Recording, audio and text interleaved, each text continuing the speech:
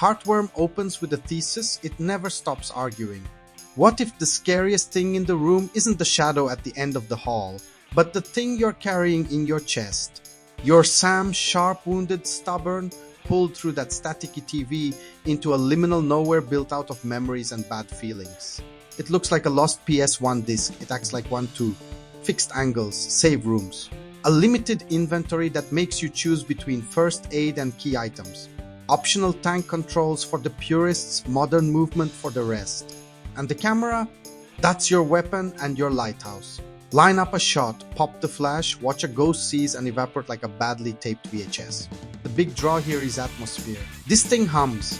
Melancholy piano cues, long silences, crunchy geometry, and those mean little angles that hide a corridor until you commit. Several reviewers landed on the same word, grief.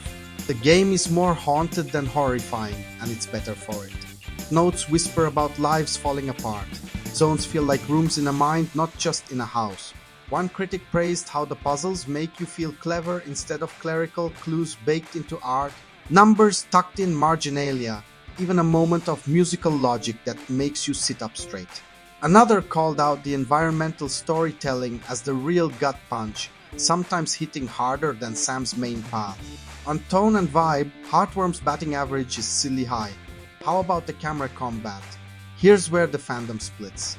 One camp liked the snap into an over-the-shoulder view and the way it forces a breathe, aim, take the shot rhythm. It turns fights into small panic episodes, and because resources are tight, running is usually smarter than standing.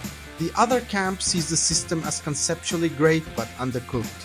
Regular enemies become obstacles, not threats, once you read their tells, and the camera's accessory mods don't flex as much as they could. I'm closer to the works in context side. Heartworm treats combat like a tool, not the show. The point is the stress loop between visibility and safety. Flash to see and you risk being seen. Don't, and you're feeling your way through a throat. Bosses are another split. One reviewer loved the set pieces, giant spider, corrupted deer, a very good analog horror nightmare made of unspooled tape, and highlighted a thoughtful arachnophobia toggle. Another thought some bosses felt thematically disconnected, and even noted an area that steers you straight to the end without a capstone fight. I think the tape monstrosity earns its space and the deer fight has teeth, but the best boss might be the camera work itself. Heartworm weaponizes framing. It goes wide to make you small, parks the lens low to make thresholds feel like trials, and bakes dread into the cut between two static angles. If you smooth the visuals, you lose half the thesis. Even critics who like the modern toggle basically beg you not to use it. Controls and navigation lean classic with a few modern lifelines. Tank controls feel right at home, modern movement is fine, and the map marks rooms as done, which saves backtracking rage. The knocks are real. Some angles are zoomed a touch too far out. The wilderness area can blur into itself. Deck play works, but the small screen compounds the zoom issue. Inventory pressure depends on your playstyle. One review felt the early bump from 6 to 8 slots and generous resources dulled the survival tension.